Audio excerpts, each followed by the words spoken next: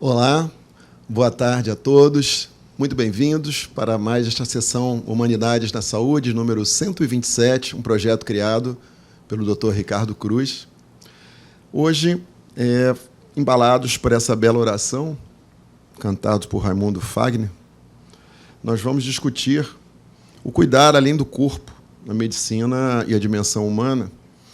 E como uma breve introdução, podemos lembrar que, sempre que discutimos a humanidades aqui, falamos muito do termo de que todo paciente também é médico. Parece algo antagônico, da capacidade de autocura, parece algo inatingível.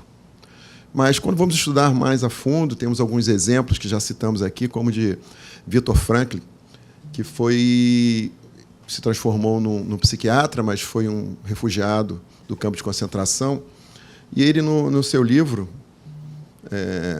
fala da importância de ter um objetivo de vida diariamente para se manter vivo.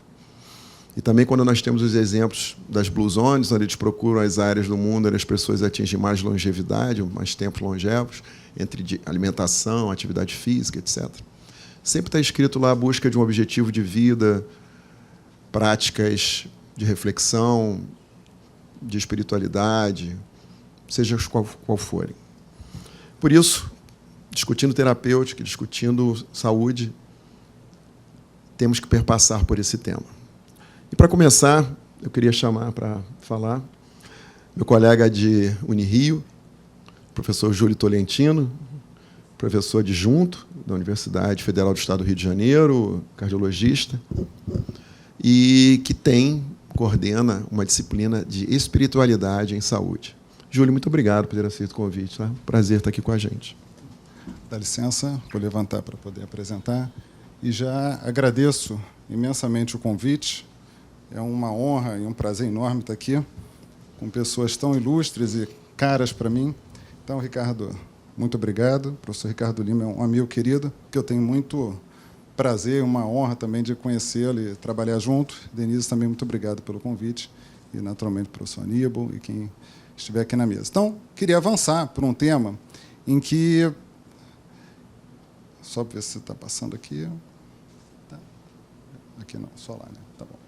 Bom, eu queria perguntar se, em algum momento, alguém já passou por alguma situação ou conhece alguém em que não se sentia bem, não se sentia pleno ou com alguma percepção de mal-estar, em que foram feitos todos os exames, e todos os exames foram absolutamente normais, foram esgotadas as possibilidades de exames complementares, de uma avaliação clínica mais extensa, e que foi tudo normal, e foi dito para essa pessoa, ou para cada um de nós, você está ótimo, você está normal, você está muito bem.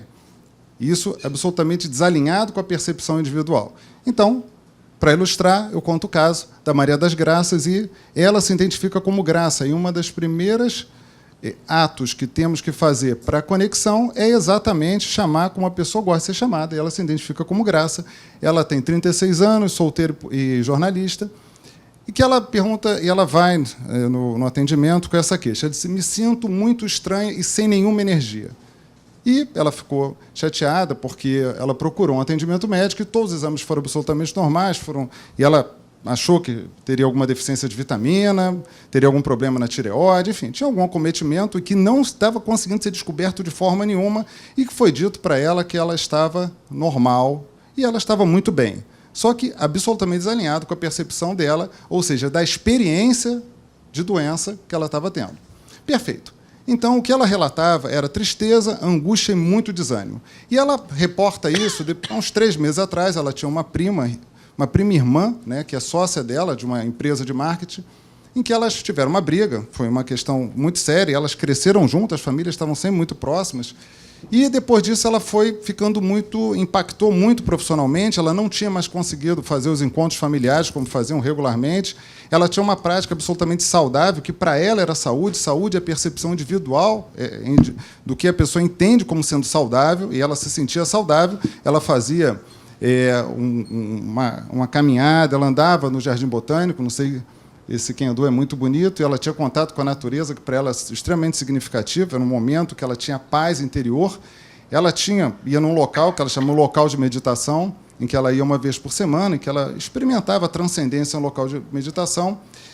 tinha também um projeto social que ela chamava das Minhas Crianças, e que ela fazia lá, nesse projeto social, ela ensinava teclado para as crianças, tinha muita proximidade, ficava o dia todo, a sexta-feira toda.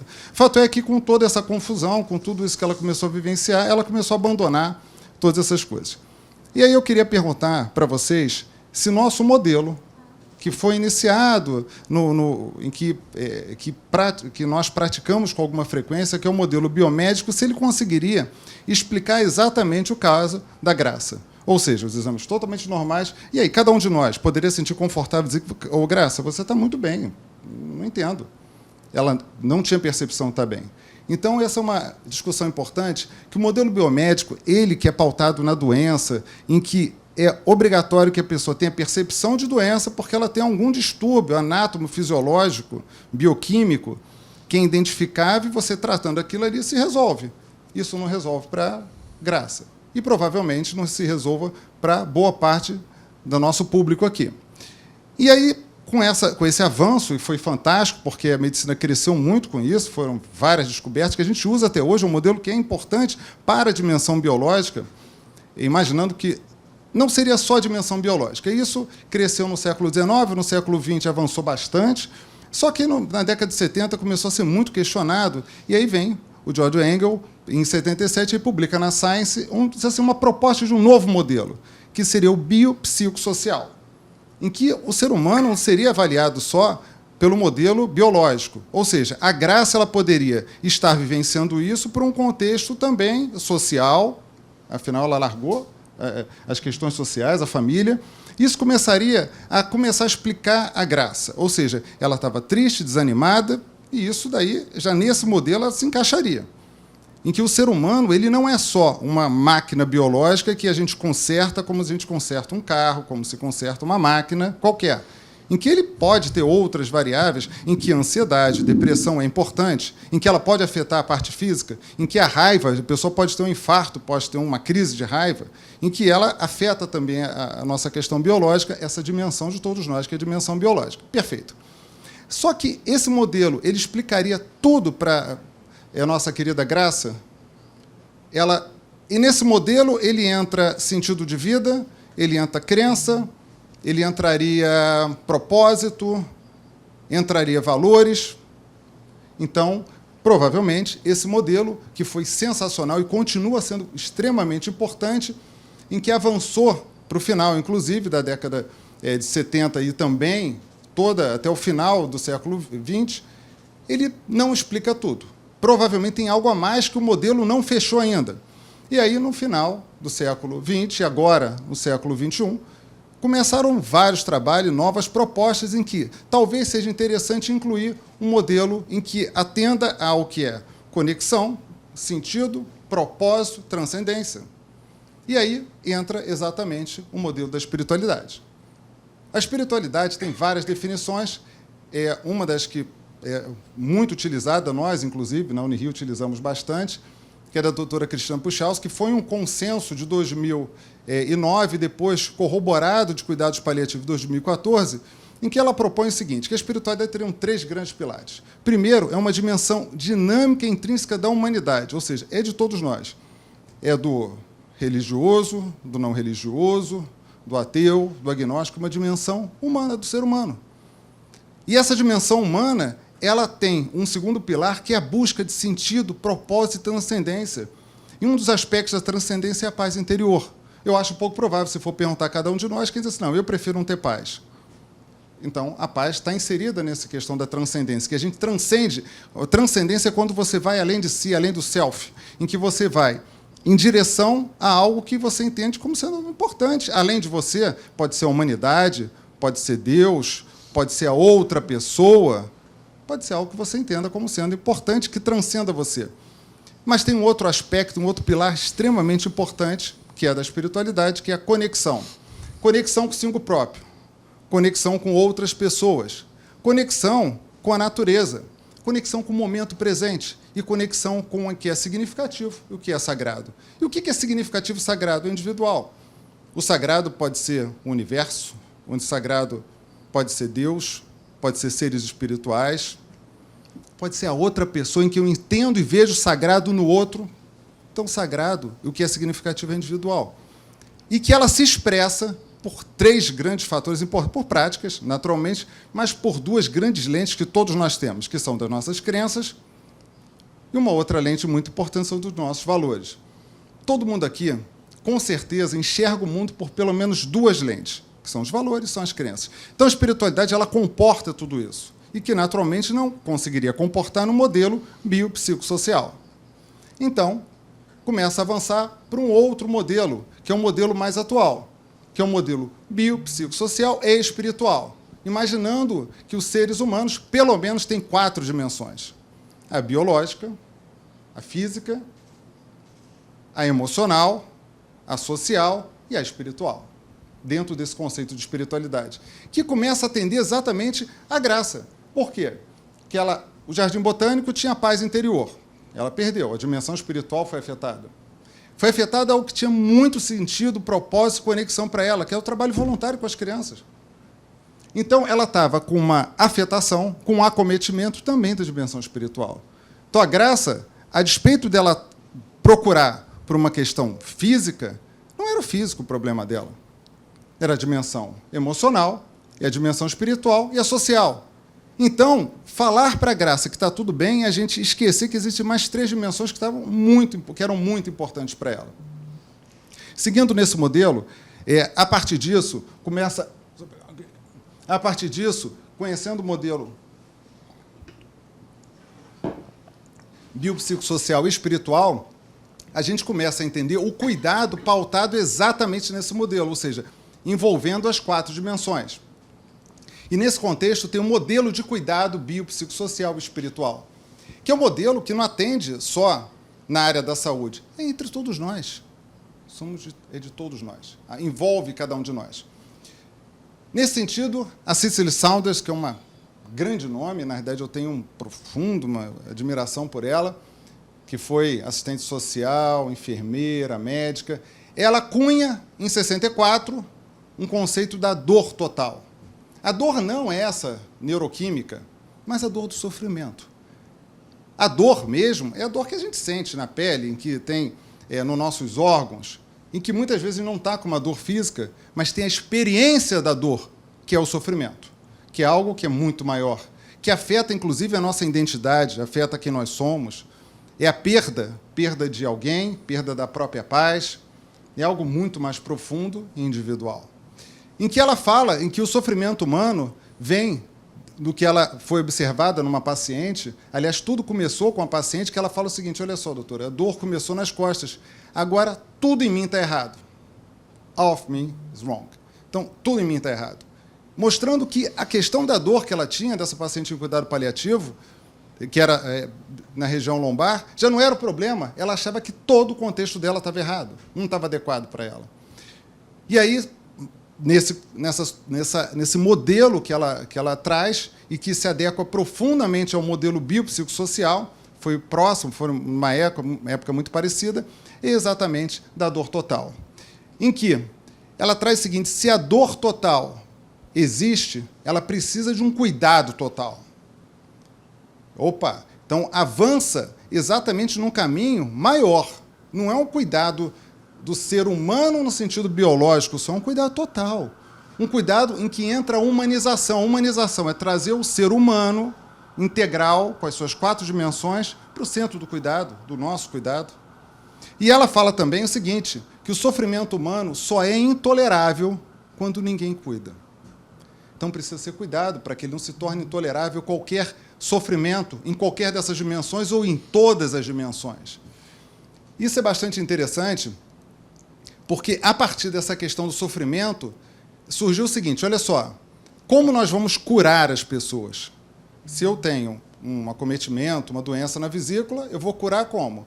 E aí o professor Ricardo Lima é mestre, é a nossa liderança nisso, ele vai fazer a colistectomia, essa vai curar. Só que nem sempre a gente consegue curar. Curar é algo físico.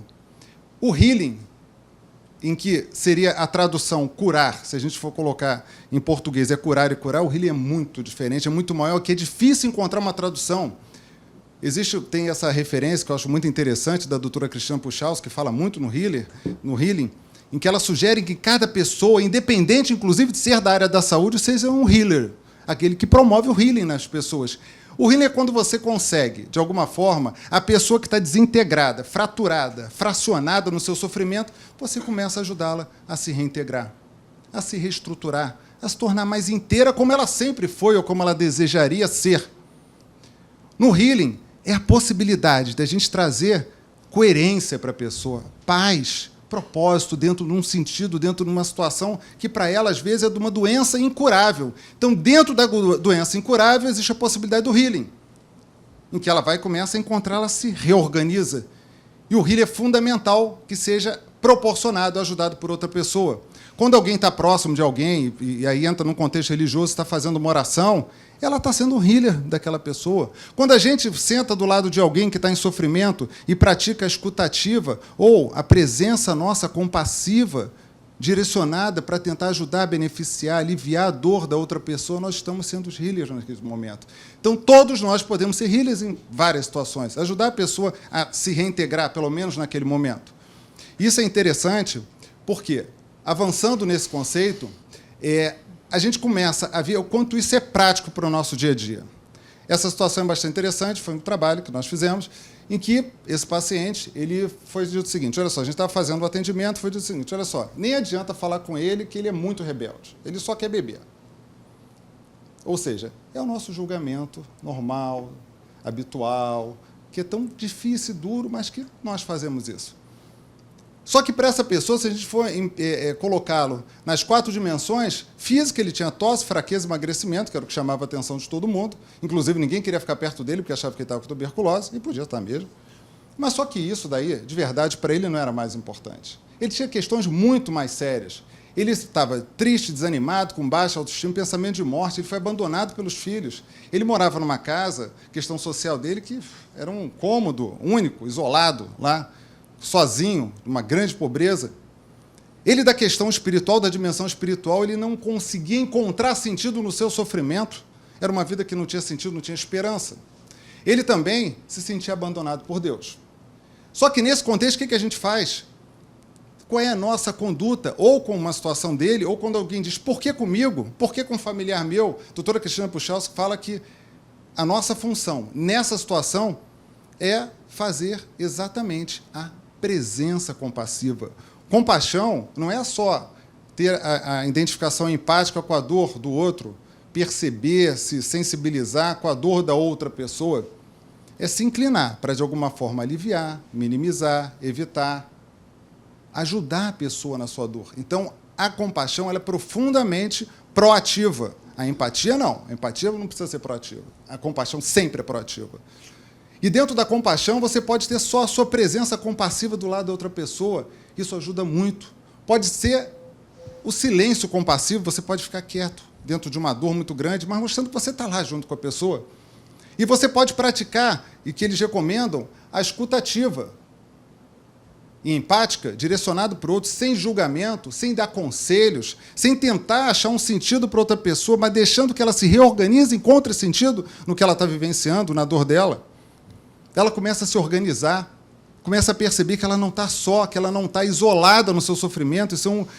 O sofrimento ele traz um sentimento de profunda solidão, mesmo junto com várias pessoas, em que a gente pode estar absolutamente solitário, vivenciar a solidão junto de um mundo de pessoas. Porque a solidão é a percepção de desconexão das outras pessoas. É diferente de isolamento, que também é muito ruim. Ele tinha os dois, isolamento e solidão. E aí era importante porque, nesse contexto, você pode praticar ali algo como direcionar para a pessoa, perguntar o que ela está sentindo, deixar ela falar, deixar ela se organizar, deixar ela escoar a dor que está dentro dela. Isso já ajuda muito. E qualquer um de nós pode fazer isso. Qualquer um de nós pode não julgar, estar presente ali, sem olhar relógio, sem olhar celular, sem falar, estar presente junto da pessoa naquele momento, porque ela é tão importante por ser ela. Só por isso, por ser a outra pessoa. E, nesse contexto, a gente começa a entender da importância da humanização do cuidado. O cuidado vai ter sempre, o cuidado a gente pode fazer com uma pessoa, com várias pessoas, com um grupo grande, faz parte do cuidado. Humanizar, trazendo a pessoa para o centro de importância nas todas as suas dimensões, como ele, para que ele pudesse, curiosamente ele, depois que a gente conversou, ele aceitou, que ele não aceitaria, E lá, aí não fui eu, foi junto com um grupo que fazia um trabalho para levá-lo. Enfim, lá não tenho a figura da clínica da família, ainda é posto de saúde, mas que pudesse. Então, bastava simplesmente praticar isso, que é bastante simples para todos nós. Nesse outro paciente é muito interessante, que ele é um paciente com câncer metastático, já em cuidados de fim de vida, em que ele tinha um derrame pleural maligno, que refazia, mas ele estava ok da dimensão física, não estava com dor, não estava nauseado, não estava com nenhum... Ele estava muito ok da dimensão social, ele tinha um grande suporte familiar, a esposa estava muito próxima, a família. Ele estava muito bem da dimensão espiritual, ele era bastante religioso, conseguiu encontrar um sentido para o momento dele, para o que ele estava vivenciando, para ele, tudo que ele estava passando ali, tinha um sentido maior. Ele entendeu ele entendia como a Terra sendo uma passagem, que ele estava vivenciando algo que, de alguma forma, ele ser beneficiado no futuro. Ele criou um sentido para o sofrimento dele. Só que, dentro desse contexto, ele queria algo a mais. Ele queria sentir o sol tocar nele, porque ele queria se sentir vivo um pouco mais. E aí foi quando a gente subiu, levou lá no quarto andar, vocês conhecem bem, né, o quarto andar, com a fisioterapeuta, e ele comendo ali o bem casado, lembrei, bem casado, que ele adorava, a gente conseguiu um bem casado para ele, e ele pegou, ele sentiu, agora eu estou mais vivo. E ele saiu mais vivo de lá, ele ganhou vida. Viva, a doença mudou? Não, o desfecho dele, clínico, que a gente acha tão relevante, mudou? Não, mas o desfecho dele em percepção de bem-estar, isso foi bem diferente. Isso ele se sentiu muito grato por uma sensação de dar vida para a pessoa. E aí eu acho muito interessante, a doutora Cicely Saunders, ela fala, o que importa não é apenas acrescentar dias à vida, mas mais vida aos dias que a pessoa tem. É uma outra perspectiva que a gente tem que pensar muito bem. Esse outro caso foi bastante interessante, uma paciente que estava internada no CTI, também com uma doença maligna, e estava totalmente desanimada, bastante triste. Ela foi para a enfermaria, ela está com traqueostomia, inclusive, e ela totalmente desanimada. E, conversando com ela, era interessante porque ela tinha uma história bastante curiosa, com um trabalho social imenso, que, inclusive, era no Brasil e na América Central, com crianças, e quando soube da doença maligna que estava acometendo ela foi operada, foi dito para ela que não tinha, enfim, fazer quimioterapia paliativa. Isso ela se desconstruiu no sofrimento, como acontece com frequência. Na desconstrução no sofrimento, ela não conseguia encontrar sentido para aquilo ali, afinal, ela era uma pessoa boa. Ela ajudava as pessoas, as crianças precisavam dela. Por que isso foi acontecer com ela? E aí foi interessante que cada um com seus insights, alguém da enfermagem falou para ela o seguinte, isso ela me contando, de noite, ela disse, eu não sei como aconteceu. Disse assim, eu acho que Deus tem um propósito na sua vida. E aí aquilo ali foi como assim? Que propósito na dor? Sentido na dor? Ela era muito religiosa. E diz ela que aquilo ali foi... E aí ela começou a repensar sobre isso, e aí a importância do nosso suporte em que dá... Vem cá, olha só, já que você tem... O que você gosta de ler? Ela disse que gostava de ler Max Lucado. Não sei se alguém conhece, mas ela gostava muito de ler Max Lucado, mas ela não está conseguindo ler. Olha só, o que você acha de colocar no teu telefone o audiolivro dele? Eu disse, interessante. E a gente perguntava quando passava, e aí, como é que foi o capítulo 2? Capítulo 2 fantástico. Então, ela comentava sobre o capítulo 2, capítulo 3 do livro que ela gostava, do Max Lucado. Me lembro bem do autor, porque para ela era muito relevante. Começou a sugerir que ela pudesse fazer contato com as crianças. E aqui, se vocês podem ver, tem um iPad. E esse iPad ela fazia contato, uma das vezes a gente olhou lá, ela fazendo contato, e ela voltou a ter pertencimento, porque ela se tornou a liderança de novo à distância. E ela começou, não, agora não pode não, vocês agora vão para lá, e agora marca isso aqui. Então ela voltou a ser a líder que ela sempre foi. Então, ela atingiu, na doença incurável, o healing. Ela ganhou senso de coerência, propósito, ela ganhou a possibilidade de se reintegrar como pessoa, que da dimensão biológica não tinha cura, mas ela estava curada no sentido do healing. E é muito interessante que Viktor Frankl, o Ricardo falou dele, ele fala exatamente o sofrimento, de acordo com o Viktor Frankl, deixa de ser sofrimento no momento que encontra-se um significado para o sofrimento.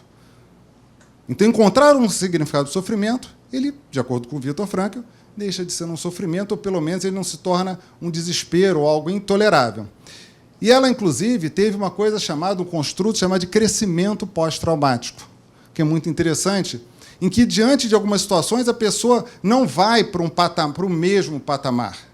Dentro de uma situação desafiadora, traumática, grave, ela tem a possibilidade, e o percentual é significativo, a gente não tem ideia das nossas potencialidades, de ir para um patamar superior, em que ela pode sentir mais valor à vida. Não sei se algum de vocês já teve alguém com doença, alguém que teve um câncer, ou teve algum problema, em que ela diz assim, olha, a vida agora eu estou valorizando as pequenas coisas da vida. Os relacionamentos se tornam mais significativos, em que a pessoa começa a criar novas possibilidades, como ela, criando novos projetos, já estava com novos projetos com as crianças lá, para organizar e orientar. Ela já estava começando a pensar na possibilidade de aumentar isso daí, o trabalho, em que dentro disso a pessoa tem também, ela se torna mais fortalecida e ela tem o chamado transformação espiritual, em que ela se conecta mais, vivencia mais sentido, mais propósito, mais significado na sua vida, inclusive com o sagrado dela, que no caso dela eram as crianças principalmente, secundariamente a parte religiosa. Então, essa é uma grande possibilidade.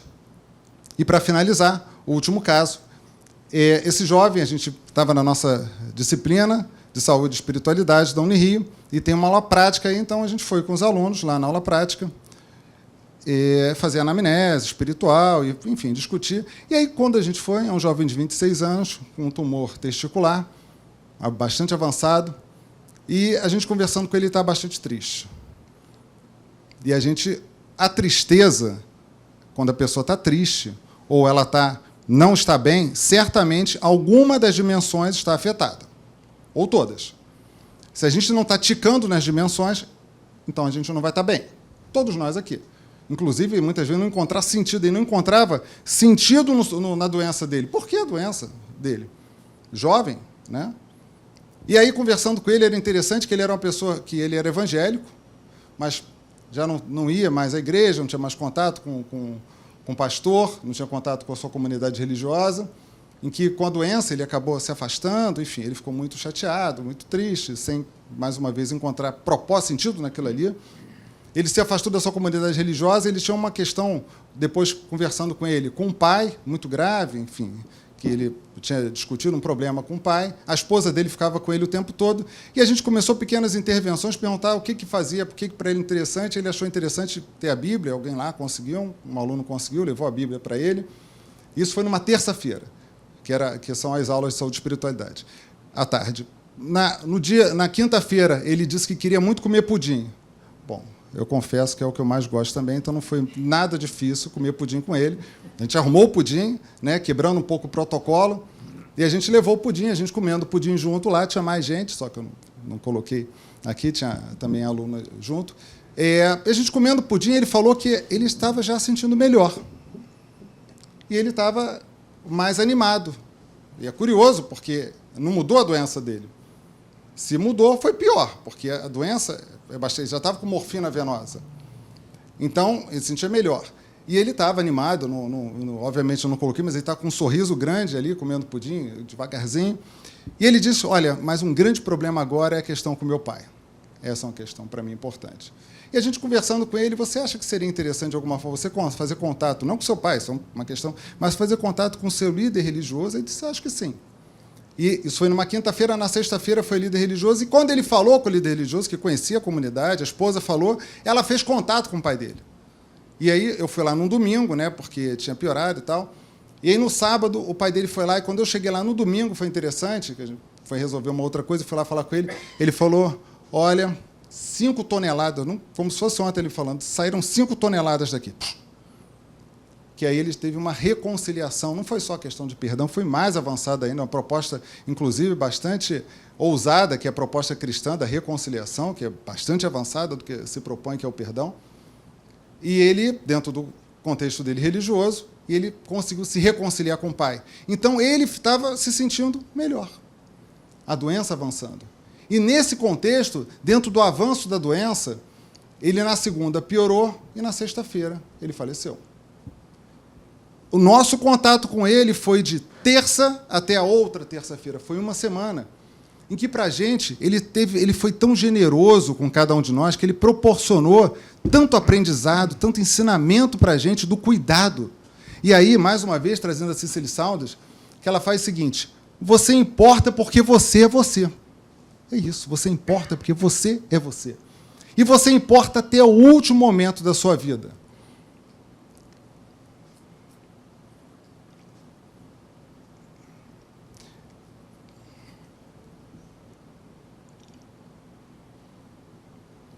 E quando a Cicely Saunders, para terminar, ela fala, me lembro bem desse caso dele, ela fala o seguinte, quando não for possível curar, sempre será possível a gente cuidar das pessoas. Isso, eu deixo meu gratidão imensa pela possibilidade e meus contatos.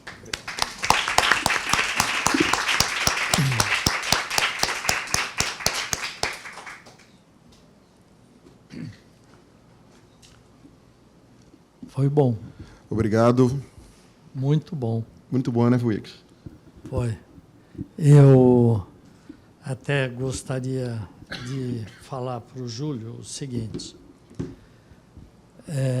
Com todo esse processo da Humanidades que a Denise e o Ricardo trouxe para mim, me convidando para participar disso, eu tenho uma empresa de home care. E a gente tem batalhado e feito muita coisa para fazer uma humanização. E a gente pegou e trouxe uma pessoa, o Roberto Palmeira, que era da Hope, que fazia realização de sonhos para pessoas em final de vida, tudo. E a gente acabou criando um núcleo lá, que chama NOI, que é um núcleo de olhar integrado, que é um projeto de humanização. Então, essa última frase é maravilhosa, né? Se você não tem como curar, você tem que cuidar. E as pessoas ficam muito felizes com isso, né? A gente teve uma criança, semana passada, retrasada, que o sonho da criança era ver o mar. Só que a criança está com o respirador, está com tudo, muito. Mas a gente fez de uma maneira tal, conversou com a operadora, contratou a ambulância e levou. E a alegria da criança em botar o pé na água salgada, ali, gelada do mar. Então, foi muito bom. Então, isso que você falou sobre... O CFM agora fez com que a espiritualidade também estivesse, é muito importante. Eu fiz psiquiatria, né? Hoje eu só cuido da minha empresa. Fazia mais psiquiatria para os médicos e para os enfermeiros e para os profissionais dos hospitais que eu dirigia. E então, para mim, não tem como. E a outra coisa que você falou era sobre a escuta ativa. Tem uma coisa que eu gosto muito, né, que é a escrita narrativa, que isso, a Denise participa muito disso, né, que é você escrever realmente o que você está sentindo. Foi assim que eu fiz um diário quando minha filha ficou com câncer e que o Ricardo cuidou muito bem dela no CTI aqui. E a escrita foi muito importante para passar esse momento. Então, parabéns, eu gostei muito. Obrigado, obrigado, Buix. Vamos chamar agora o nosso segundo palestrante, Monsenhor Aníbal. Né? Monsenhor Aníbal, como o próprio prenome já diz, é um monsenhor católico, mas ele é doutor em medicina pela USP, pós-doutorado em Yale e membro da Academia Nacional de Medicina. Muito obrigado pelo seu tempo exíguo ter aceitado participar conosco aqui, Monsenhor Aníbal. Tá? Em primeiro lugar, eu gostaria de agradecer a oportunidade de estar com vocês. E acho que eu fui bastante sábio ao pedir que fosse não o primeiro, mas o segundo, porque, obviamente, eu tenho mais de 50 anos de formado. Em alguns momentos, eu participei dessa noção de cuidado em situações muito especiais. Na década de 80, eu criei a primeira casa para acolhimento de doenças terminais de AIDS, onde todas as questões que o senhor colocou, eu teria inúmeros exemplos muito interessantes mesmo, porque era um momento que não havia diagnóstico de doença, testes diagnósticos, não havia o entendimento da história clínica e nem de tratamento. E onde o cuidar era fundamental, porque não havia tratamento. Mas depois de ouvi-lo, eu acho que não vale a pena tocar mais nesses temas. Eu fui pensando aqui em uma outra abordagem. Se eu for pensar do ponto de vista antropológico, cultural, a noção do que é o adoecer, ficar doente, em diferentes culturas, em diferentes situações, na história da nossa própria cultura, esses conceitos eles foram se modificando. Então, há certas culturas presentes no Brasil, tem cerca de 300 etnias autóctones, não é? Nativas, e onde, em grande parte delas, a doença é essencialmente um processo espiritual. Não é? E em muitas culturas, essa é a visão do que é a doença. Nós temos, ao longo desses 2, 3, 4 mil anos de tradição judaico-cristã, uma evolução da concepção do que é o adoecer, o que é o curar. Hoje, se a gente for a um médico, a grande maioria dos médicos, nossos colegas, alguns até antes da consulta já entregam uma lista de exames laboratoriais que devem ser feitos, não devem ser realizados. Quando você vai para a consulta, ele vai fazer a análise dos seus dados laboratoriais. E a doença deixa de ser a doença da pessoa e, frequentemente, se torna uma doença molecular, celular molecular, e a gente pode tratar dessa doença celular molecular. Na minha especialidade, eu trabalhei em pesquisa básica, foi exatamente em biologia molecular, sinalização celular.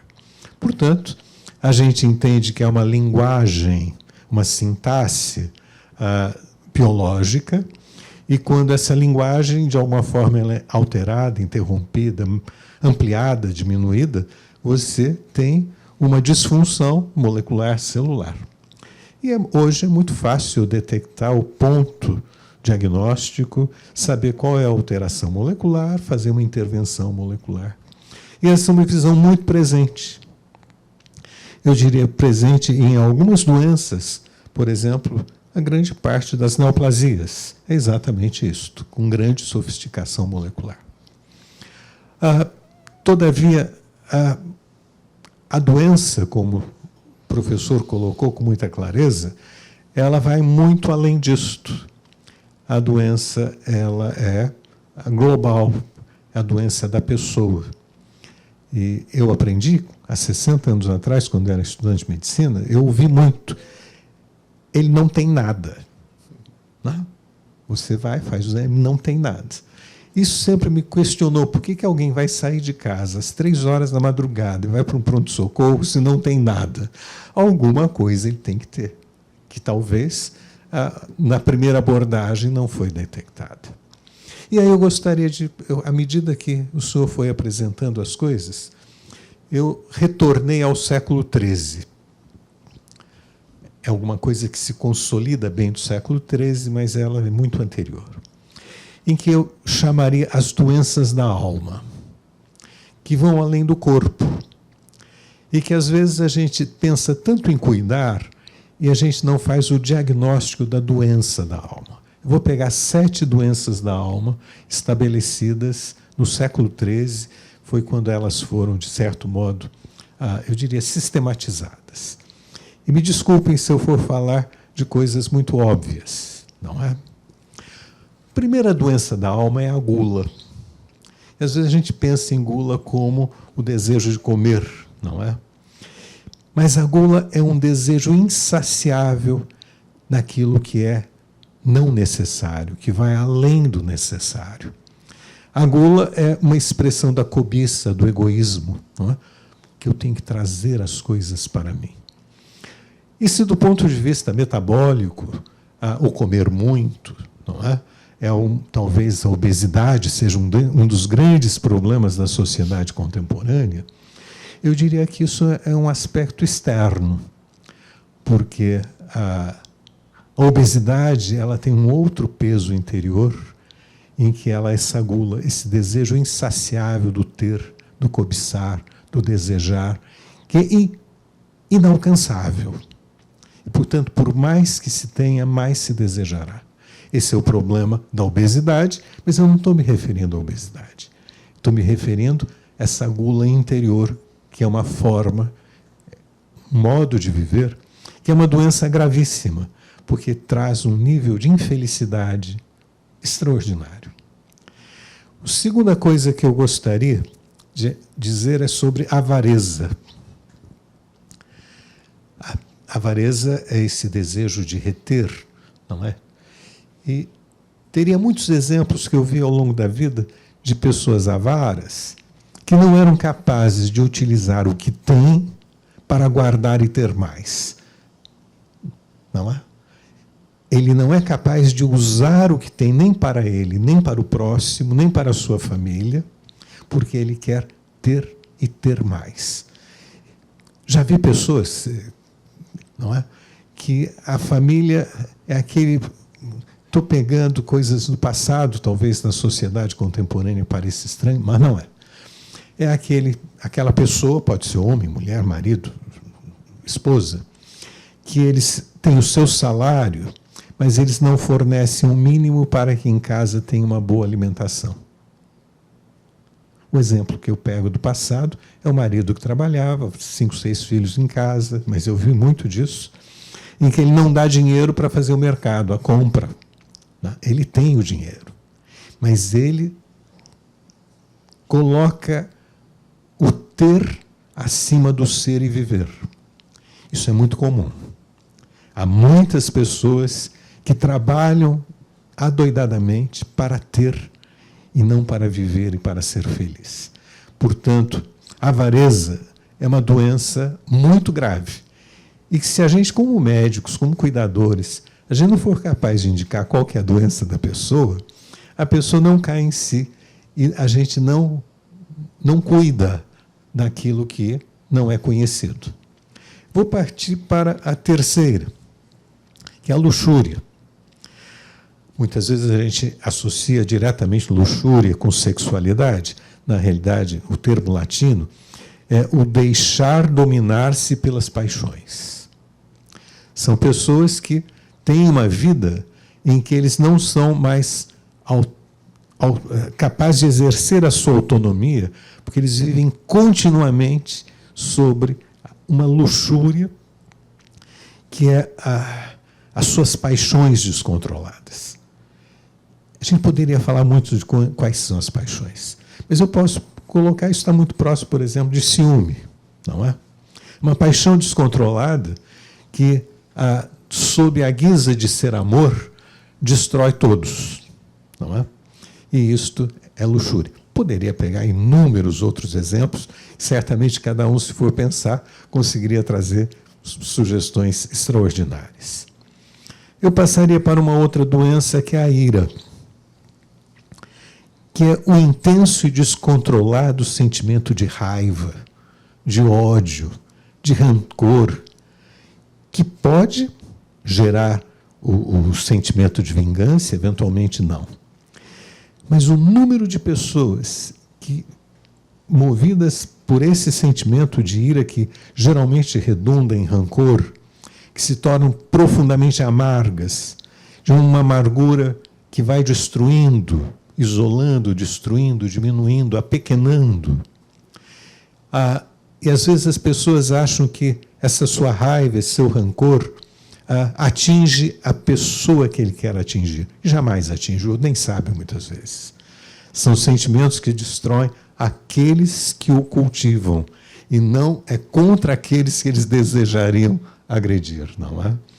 Portanto, alguém compreender que a ira, com todas as suas consequências, é extremamente destrutiva, E se não for capaz de superar, por exemplo, o senhor citou o caso do filho e o pai.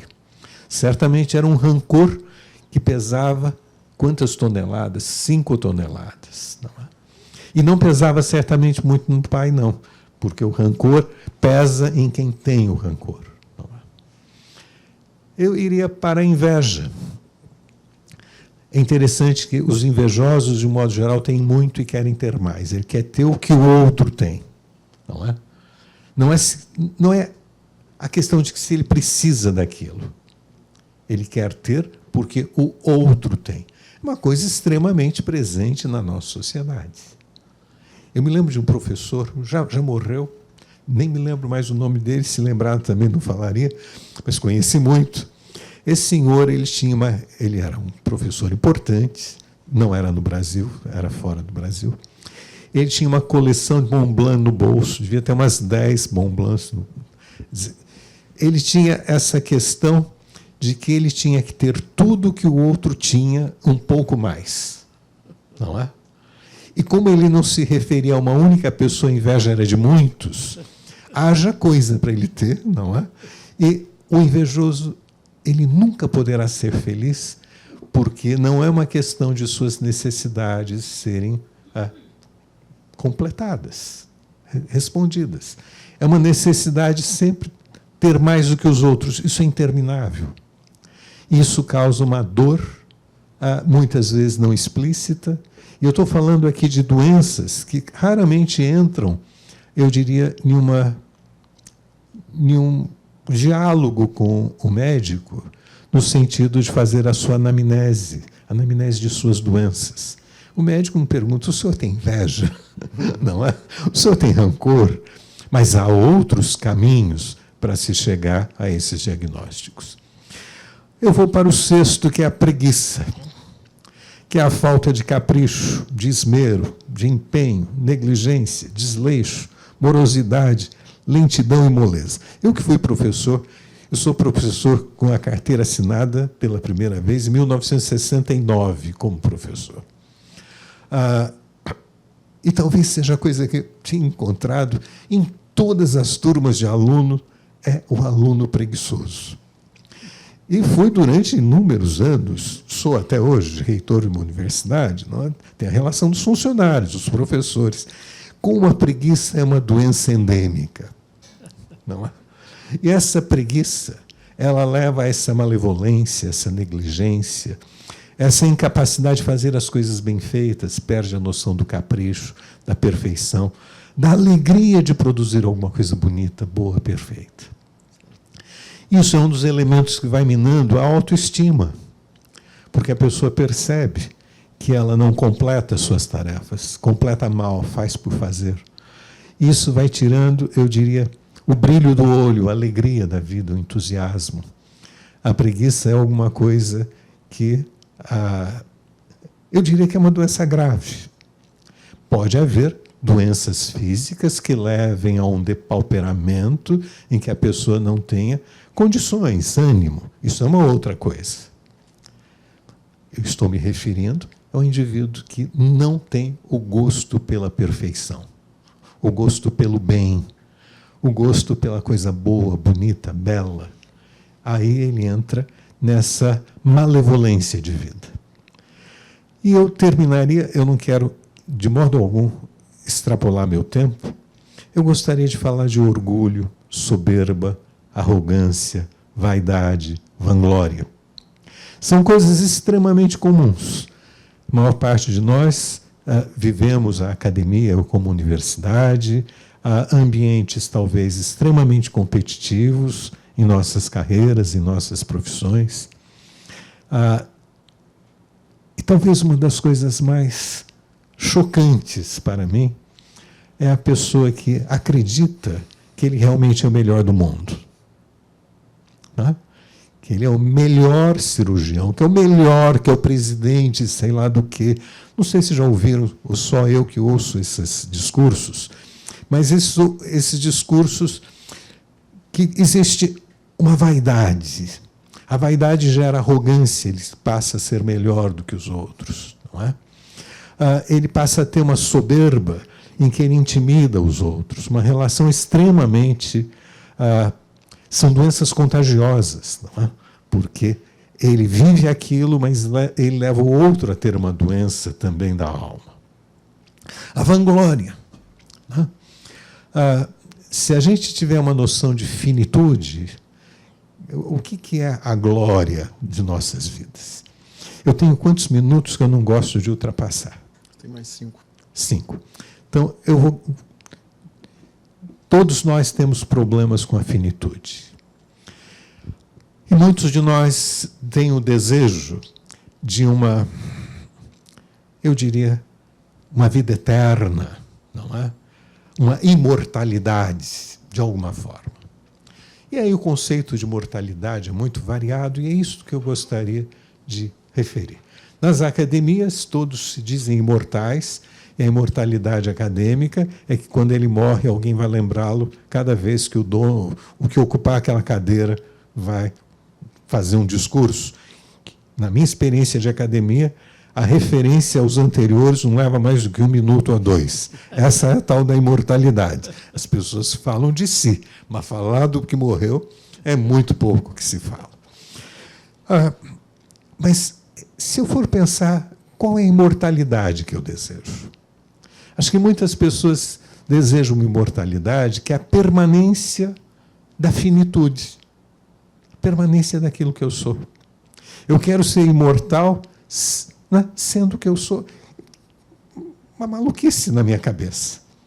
Quer dizer, se eu tenho a perspectiva de infinito, de infinitude, sair da minha finitude, eu não posso continuar igual, não é? Eu não posso imaginar que a minha imortalidade seja eu ficar congelado naquilo que eu sou. Só vale a pena a imortalidade se eu considerar que eu possa crescer e me transformar, ser aquilo que eu não sou, que ainda não fui. E dentro de um outro patamar, né, da infinitude, que não teria nenhuma medida comparável com aquilo que eu sou. Eu vejo, às vezes, as pessoas, todos vocês devem ter ouvido, a gente ouve muito isso em enterro. Eu, como ministro religioso, obviamente eu celebro enterros, casamentos, batizados. Eu estou em contato direto com as pessoas nesses momentos. Aí a pessoa vira para mim e diz: padre, quando eu morrer eu vou encontrar o meu marido que morreu hoje, não é?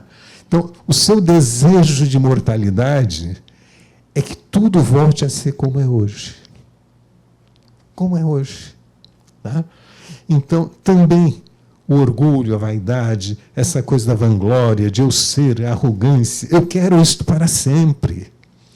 Então, eu acho que essas são algumas das doenças da alma, que são muito difíceis de serem tratadas, porque são temas delicados. E que chegar para uma pessoa vaidosa e a gente conduzi-lo para refletir sobre a sua vaidade e tentar encontrar um outro caminho, não é fácil.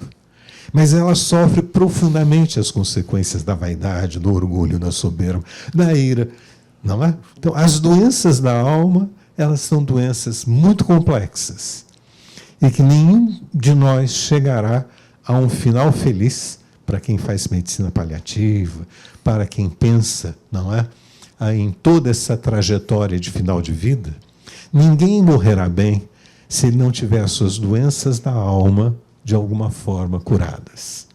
E a equipe que cuida, ela tem que estar muito atenta, porque não é morfina, não é medicamento, não é nada disto que aliviará a dor da alma, que passa. Eu posso ter pulado alguma coisa, mas em termos muito gerais, eu estou utilizando uma sistematização feita por São Tomás de Aquino no século XIII, né, em que pegou as doenças da alma e as reuniu nesses 7 grupos.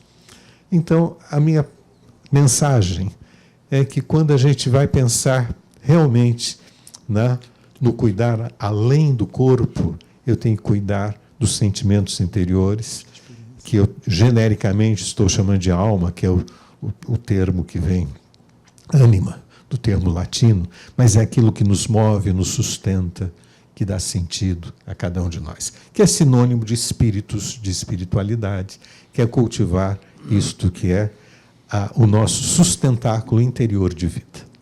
Era isto. Bom, senhor, muito obrigado.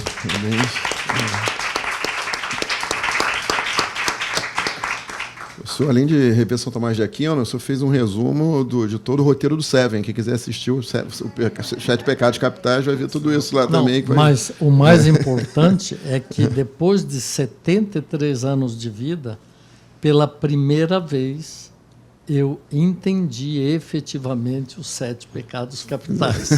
Foi muito importante isso, porque a gente só decora, né? Pois é. E não sabe.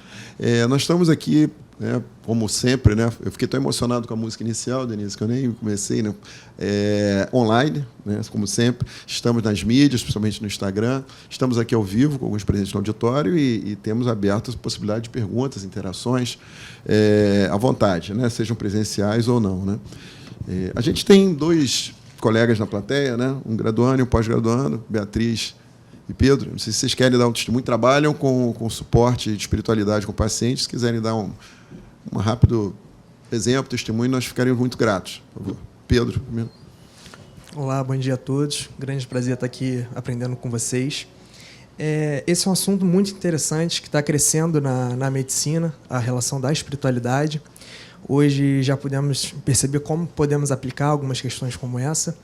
Trazendo um pouco a sardinha agora para o meu lado, a parte ali da pesquisa, que é uma coisa que eu estou muito ativo atualmente. Eu faço doutorado na UFRJ, estudando espiritualidade e saúde. Espiritualidade e hipertensão arterial, sendo mais específico. E existe bastante evidência estudando a espiritualidade, mostrando como é que funciona na saúde. Nós já sabemos há algum tempo, em 2008, tem uma revisão sistemática que analisou que pessoas com maior bem-estar espiritual, maior religiosidade, elas possuem menores taxas de mortalidade, principalmente associando desfecho cardiovascular. Então, a gente já tem bastante evidência mostrando isso. Nós sabemos, por exemplo, pessoas com maior paz, maior propósito, elas têm uma menor probabilidade de ter disfunção endotelial, ou então de ter sintomas depressivos, ansiosos, sendo que tudo isso impacta em desfecho, impacta em saúde. Nós sabemos que espiritualidade ela está relacionada em relação à parte da depressão, por exemplo. Depressão é uma doença grave e podemos atuar por essas vias para ajudar um paciente com depressão, por exemplo. Então, tem bastante evidência. A gente, na prática, nós vemos assim, um impacto enorme nos pacientes que nós atendemos, que nós vemos no dia a dia, quando a gente aborda essa dimensão, está cada vez sendo mais explorada. E, na parte da pesquisa, na parte científica, nós vemos que tem bastante benefício também. Então, ver esse assunto em pauta, poder discutir, compartilhar experiências, é sempre muito bom. E agradeço por vocês estarem trazendo palestras tão importantes para a gente. Obrigado. Beatriz, antes de passar aqui para as perguntas, sua experiência aí também, tem um TCC, né, também por aí? Isso. Oi, boa tarde, pessoal.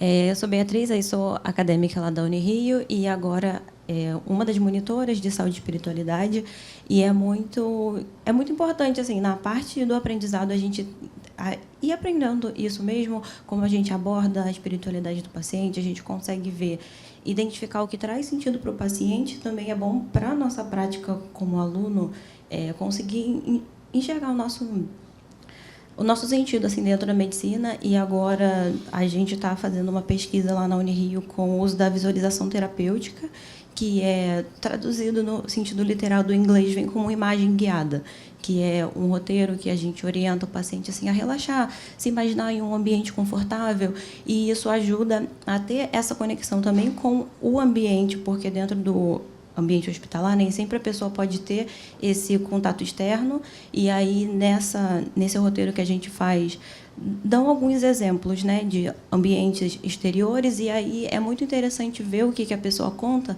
porque alguns falam que sentiram a água gelada da cachoeira, conseguiram se sentir pisando na areia da praia, e dentro desse estudo a gente consegue ver a importância de como é importante os resultados físicos do que a nossa mente, do que a gente consegue imaginar. E aí é só assim, um roteiro genérico, pode-se dizer, em que a gente gravou e consegue ir reproduzindo isso com as pessoas. E dentro desse roteiro também a gente orienta a pessoa a se imaginar encontrando alguém, alguma pessoa importante. E também tem esses relatos, né? Um que foi assim muito significativo para mim foi quando o paciente terminou de ouvir, ele estava chorando, e eu perguntei se ele estava confortável para falar, e ele disse que conseguiu lá se encontrar com a filha dele, que é a pessoa que traz sentido para ele enfrentar a doença. Ele estava internado para poder fazer a quimioterapia.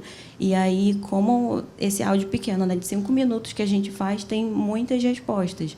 E nisso a gente também faz a avaliação da dor, da ansiedade, da sensação de paz interior, e todos esses têm tido uma melhora. Esse estudo ainda está em andamento, eu apresentei uma parte dele no meu TCC, e a gente está continuando aplicando agora para o restante dos pacientes no hospital. Chegaram a usar a realidade virtual? Porque lá no hospital tem uma realidade virtual também, né? Chegaram a usar o projeto, a usar a realidade virtual?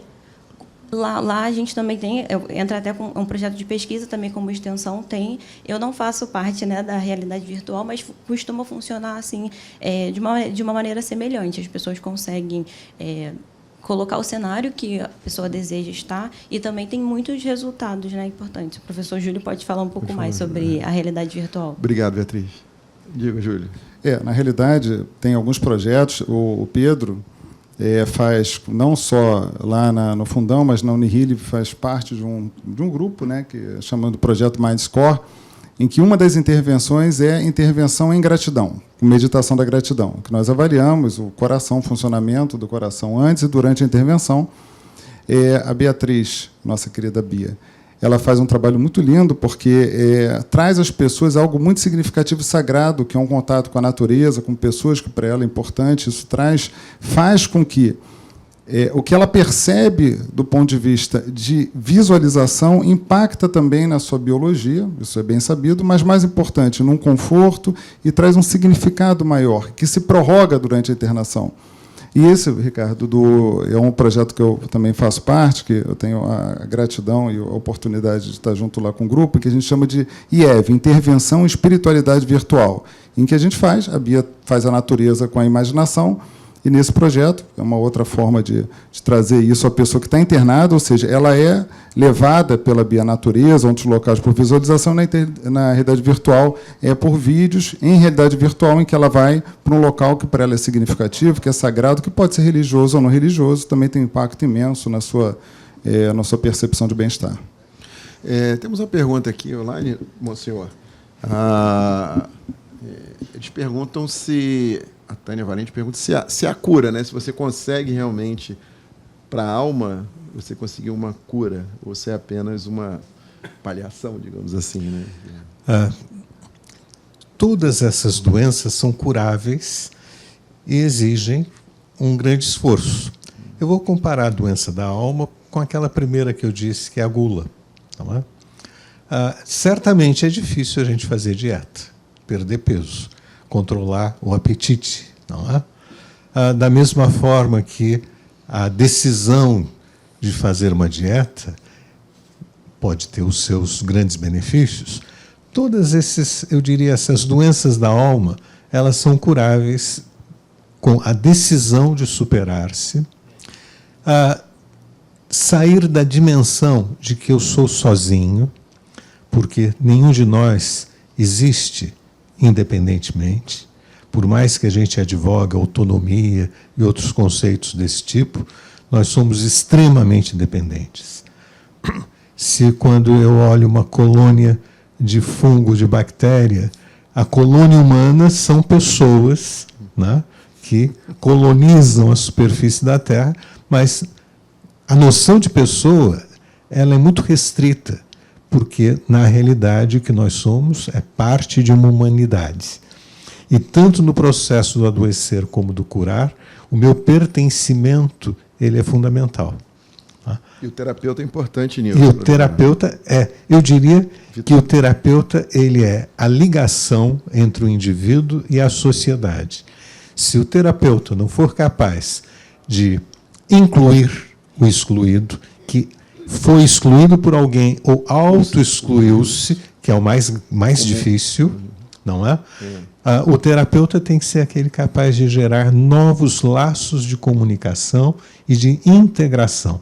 Se a pessoa não se integrar, a sua família, a sua sociedade, esses problemas de rancor, não é? É reintegrar-se com o outro e com a sociedade. Portanto, tudo tem cura. E quando a cura não é suficiente, existe a palavra-chave, existe o perdão. Muito bom. O Otávio Portela quer fazer uma pergunta, né? O Eric pode intermediar aí, por favor? Acho que ele quer...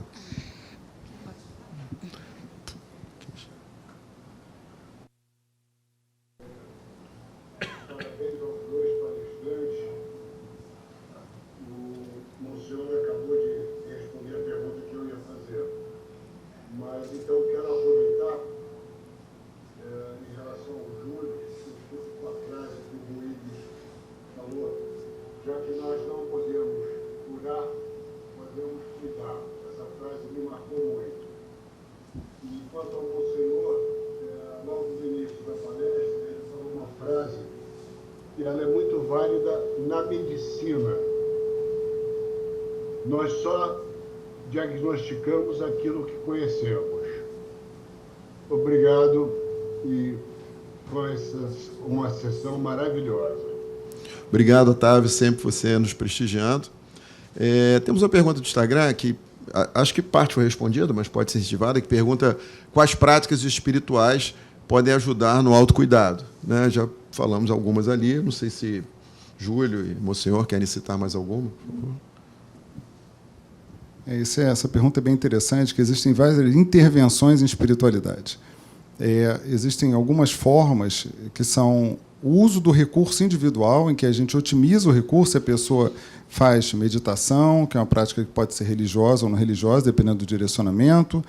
Uma prática que a pessoa pode otimizar, que é a sua própria forma de fazer, que é a sua oração, e se ela enfrenta, através da oração, os seus problemas, estresse, desafios na vida, a gente pode orientar como fazer, e os estudos mostram que em oração as duas formas que mais levam ao melhor funcionamento, inclusive cardiovascular, são aquelas que envolvem a oração com gratidão, em que tem o sentimento de amorosidade junto, é que mais mobiliza um funcionamento cardiovascular melhor.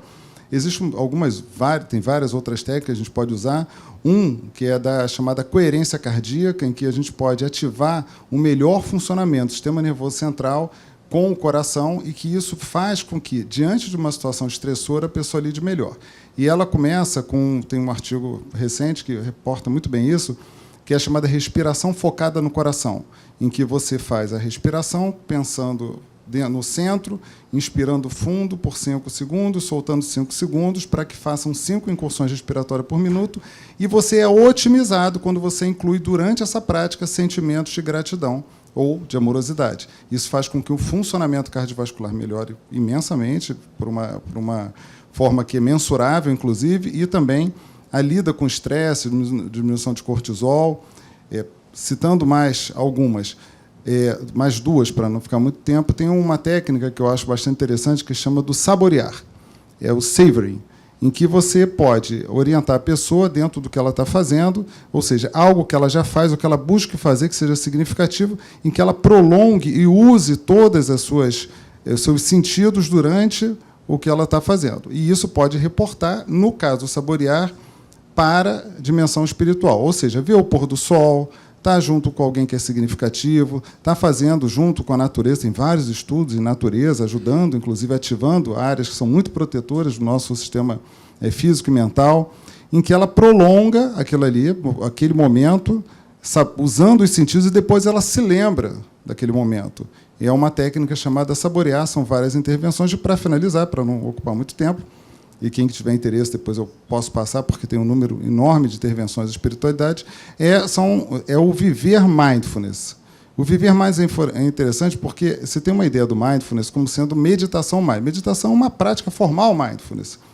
O estado mindfulness, eu chamo que são os 2A. A primeira é da atenção plena, no momento presente, ou seja, a pessoa está atenta aos seus sentidos, ao que tem ao redor, ao que ela está vivenciando naquele momento, sem julgamento, como alguém que observa. E o outro A é da abertura. Abertura em que ela permite com que, sem nenhum julgamento, em que ela perceba tudo o que está acontecendo, que ela esteja exatamente naquele momento. E ela pode ter o comer mindfulness, o respirar mindfulness, o andar mindfulness, o meditar mindfulness.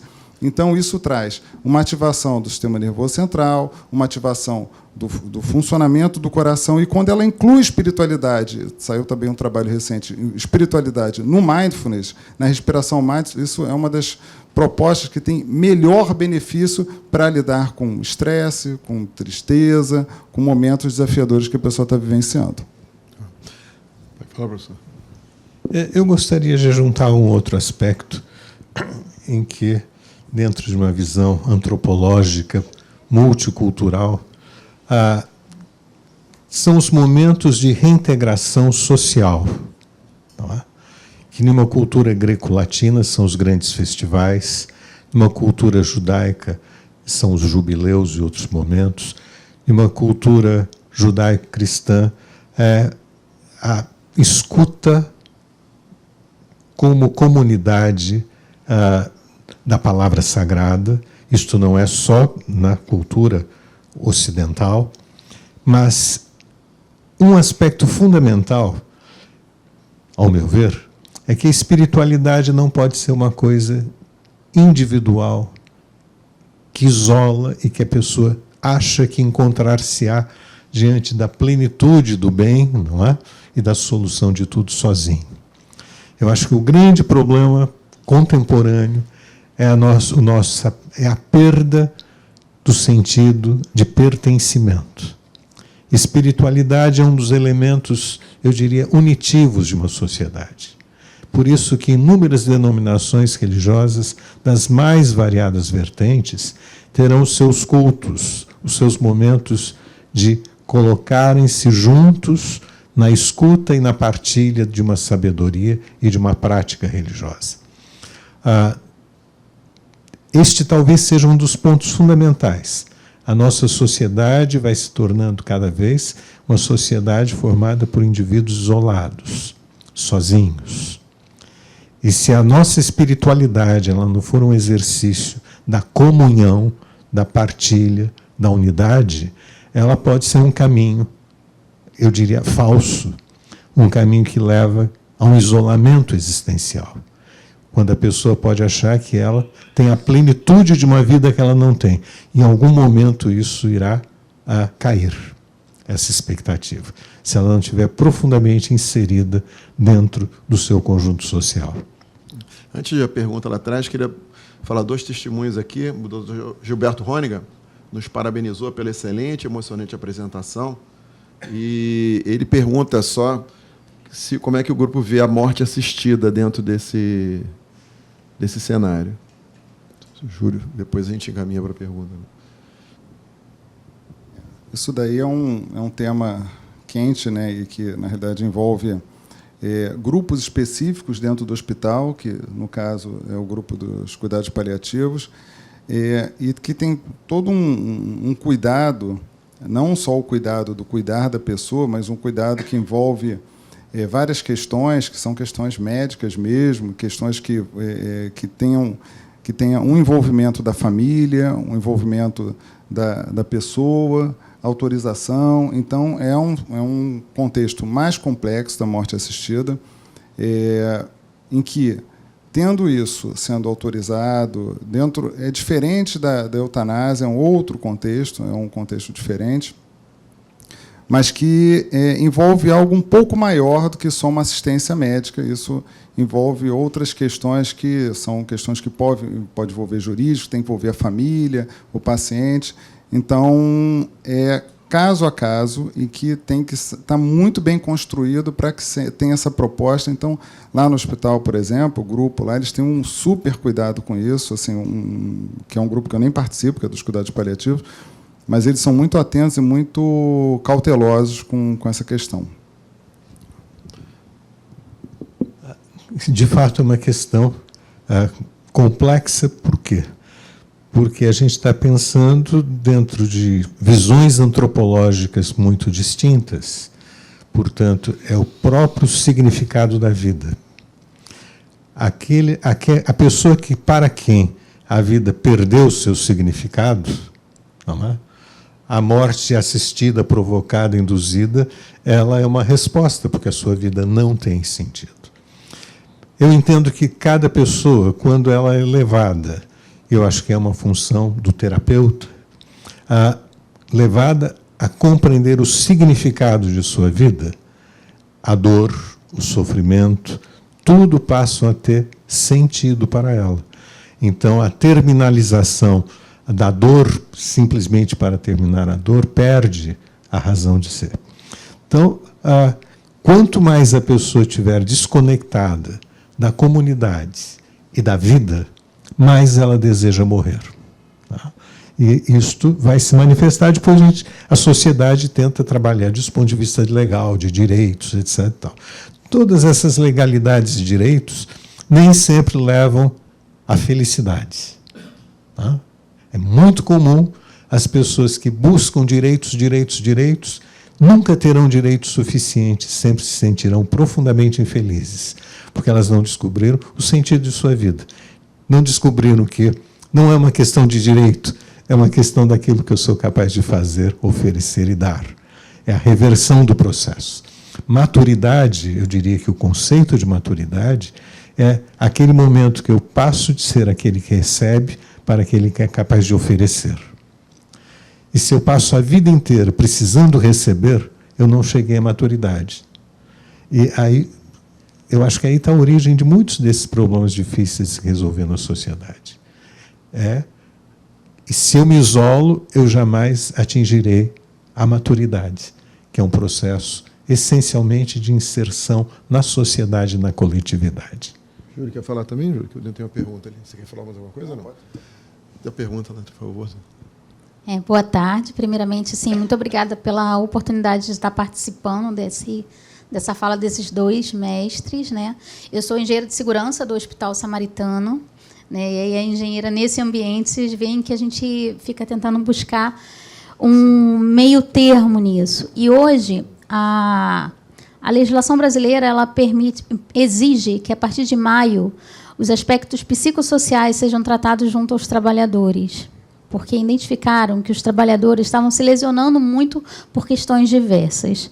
E uma questão que eu trago para vocês é o seguinte: como esse assunto tão rico tem sido trazido na formação das equipes assistenciais? Ou seja, quem cuida de quem cuida, porque a gente trouxe aí o cuidado ao paciente, né? E como a gente prepara essa nossa equipe assistencial para esse preparo também, entendendo eles como um indivíduo que também tem suas complexidades e todo esse mundo que vocês ofertaram aí. Olha, há alguns processos que hoje são muito disseminados nas escolas médicas, nas escolas de saúde, que é a questão da utilização das humanidades na formação médica, na formação da saúde. Qual é o princípio básico? É que, através humanidades aqui no sentido de artes, no seu sentido mais amplo, literatura, poesia, pintura, teatro, cinema, este é um caminho que permite um indivíduo viver inúmeras vidas. Portanto, ampliar a sua capacidade, a sua sensibilidade, a sua percepção. Quando a gente lê um livro que é realmente artístico, no seu sentido de ser capaz de envolvê-lo, você viverá outras vidas, outros personagens.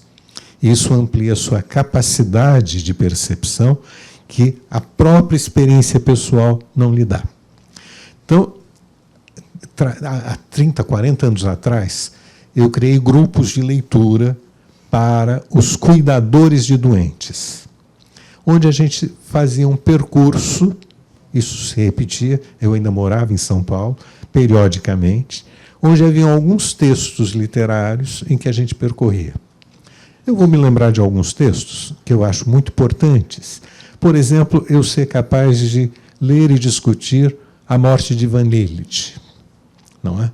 E a gente poderia fazer um elenco aí de vários livros, onde eu vou vivenciar situações que a minha vida do cotidiano não me oferece. Portanto, um caminho é se criar grupos em que, através do cultivo das humanidades, quer dizer, pegar, por exemplo, eu já tive grupo que passar por todos os clássicos gregos, que depois vão ter o seu reflexo na literatura, em Shakespeare, em outros autores, que essas emoções vão sendo retrabalhadas. Mas o cuidador, ele tem que ter a oportunidade de experimentar os sentimentos, eu diria, as grandes angústias da alma, né? As grandes soluções em que as artes nos oferecem. Então, por exemplo, uma reunião semanal, numa hora de almoço, ou para assistir um filme, ouvir uma música, discutir um texto, ler o texto e discutir, eu acho que é um instrumento muito positivo. Obrigado. A gente tem mais uma pergunta aqui, porque está chegando o tempo. Só te recomendar, se a última sessão foi a Humanidade da Saúde, foi no ensino, e mostrando métodos de ensinar, né, quem cuida. E a anterior foi justamente, nós trouxemos o professor Dante, que tem uma experiência com o laboratório de leitura, que ele exatamente faz isso, e ele tem um livro ótimo sobre isso, que se chama É Próprio do Ser Humano, em que ele faz uma releitura de 12 clássicos da literatura, mostrando características do ser humano. Então, tem vários caminhos para isso que ele lembrou aí. Por favor, a pergunta. Oi, boa tarde. É muito bom vir aqui sempre, ouvir, participar desses temas, refletir. A minha pergunta é sobre a importância de sensibilizar os gestores das instituições, dos serviços, porque muitas vezes os profissionais têm projetos isolados, pontuais, e a gente está falando de um país tão grande como o nosso e que a gente tem um SUS que pode ser cada vez melhor. E queria saber como é que a gente sensibiliza quem né, a coisa de cima para baixo, né, que a pessoa, que o gestor ele seja um incentivador de práticas que estimulem a sua equipe a cuidar do paciente dessa forma integral, colocando ele em contato com a espiritualidade e também indicando psicoterapias no caso dos problemas outros problemas da alma, enfim. Eu sei que é um trabalho enorme, né? São coisas recentes na medicina, a gente pode dizer assim, né? Mas queria saber a opinião de como que isso pode se dar na prática, né? Acho que o Júlio pode falar, porque tem a experiência do hospital público, né, do Gafre, como é que foi, né, a recepção lá? Essa pergunta é sensacional e bastante atual. Primeiro, o desenvolvimento de competência. Competência é o CHA, é o conhecimento, então primeiro tem que ter conhecimento, saber da importância disso. Desenvolver a habilidade, que é o H, ou seja, como fazer isso, ou seja, como tornar isso realmente prático. E o A é a atitude, ou seja, como na ponta vai ser desenvolvido isso. Então, começa com o seu conhecimento. Então, isso daí está bastante alinhado, inclusive, com as PICs. Né? Existem isso. O Brasil é o número maior que tem de terapias, de propostas de terapias complementares no mundo inteiro. Então, entender da importância, por exemplo, das PICs. Parte delas, inclusive, tem relação com a espiritualidade, meditação, tem algumas outras que têm relação com espiritualidade, outras não têm relação direta com espiritualidade.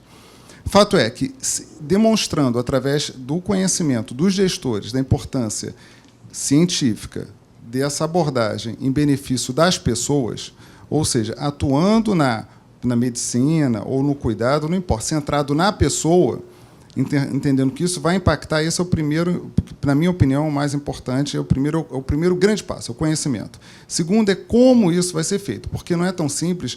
A gente, lá, por exemplo, no hospital, e eu fico muito feliz porque eu estava falando antes de vir para cá, da importância do nosso legado, que eles vão, um vai passando para o outro, porque em algum momento eles vão ser gestores. Porque a gente pode não mudar agora, né? Mas a gente pode, é a história da vírgula, não é um ponto, é uma vírgula que a gente pode seguir em frente. Então, a gente não está no momento do ponto. Poxa, os gestores... Não. É o caminho, é a nossa escrita. Isso é uma proatividade que a gente continua escrevendo essa história. Eu acho que é fundamental eles, que são os mais novos, cada vez mais se apropriarem das competências, com essas 3 propriedades, para que possam influenciar os gestores, que existe ainda uma deficiência muito grande a despeito das PICs, quantas funcionam na prática, e nesse treinamento eles sejam perpetuadores, que eles sejam a possibilidade deles pulverizarem essa possibilidade no nosso meio, no caso do meio médico, para que possa expandir cada vez mais. Wiggs, antes de encerrar. Só um segundo. Eu fiz medicina do trabalho. E no início dos anos 80, eu fazia muito uma apresentação à saúde do trabalhador da saúde. Infelizmente, a medicina do trabalho ela é mais ativa na indústria do que nos próprios hospitais e clínicas. Mas uma coisa importante para olhar a saúde do trabalhador da saúde tem que ter uma medicina preventiva, uma medicina do trabalho bem ativa. Obrigado. A gente tem 2 comentários aqui rápidos, uma da Joselma, que disse que tem uma experiência familiar em que a oração ajudou muito na perda de um parente com câncer e tudo. E a Fátima, que é psicóloga, ela fala que ficou muito feliz vendo fala de healing no meio dos médicos, porque para o psicólogo isso é mais comum, mas o médico não tinha esse conceito, né? E ela até pergunta se você atende consultório, o Júlio é cardiologista, né? E eu acredito que ele leva as práticas para dentro do consultório. Assim, a vantagem é essa, né? Nós todos com essa experiência, né? Nós vamos aprendendo aqui, né? Eu, pelo menos, apesar de a questão da superlativa, né? Eu sou cirurgião, né? Você sabe que cirurgião é superlativo já pelo nome, né? É mais difícil e tal, mas a gente leva, né? Também para nosso aprendizado diário, né, Júlio? Eu vou falar só uma frase que eu sei que está no final. Eu acho que todos nós devemos seguir um grande mestre, que é o Mahatma Gandhi, em que ele fala o seguinte: cada um de nós tem que ser a mudança que a gente quer ver no mundo. Então, a gente tem que fazer isso que a gente julga ser importante para as outras pessoas na nossa prática. Cerramos bem. Bom, eu queria agradecer a todos que estão aqui presentes, aos que estão na mídia, online, aos que estão no Instagram. Eu queria convidar, né, para a nossa próxima reunião de abril, que vai ser em 24 de abril, depois dos feriados, todo mundo descansa bem, né? Vai estar aqui presente no dia 24 de abril, e que ela vai falar do toque dos deuses ao toque humano, a história do cuidado médico. Hein? Os palestrantes já estão aqui vendo uma prévia, já para dar uma prévia, mas fica para a próxima. Entendeu? Só para a próxima, só para dar uma prévia aqui. Eles vieram assistir para ver como é que funciona. E passar para o Fernando Buiggs chamar a música para a próxima sessão. Então, eu quero agradecer a presença de vocês aqui e a presença de quem está no Instagram.